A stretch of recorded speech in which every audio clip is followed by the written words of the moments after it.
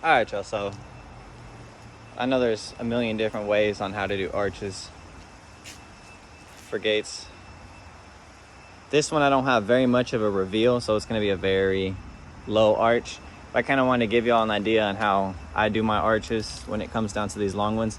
I cut myself a picket about like 1/2 inch, 1/4 of an inch. The thinner the better. Well, obviously you run into the risk of snapping it, but I just use the little piece of board. I mark my center on the gate, because that's my pivot point.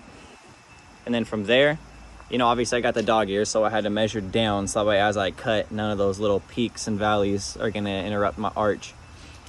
Get my top nail right about the height of what I know I don't need to go over, and then get my other top nail right on the height where I know I want to end.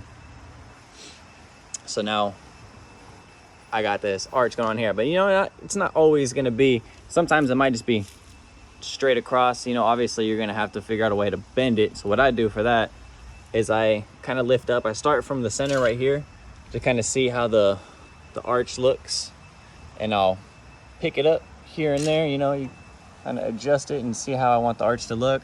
Lift it up until I think it's good. Throw a nail in there. That kind of helps keep the top flat as it rolls off.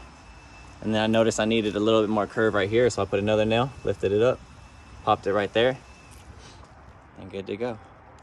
And you could always use like 1, 2, 3. So about 3 boards in on that one, I know I went in on a nail, and about, you know, 1, 2 boards away from center point is where I went in for another one.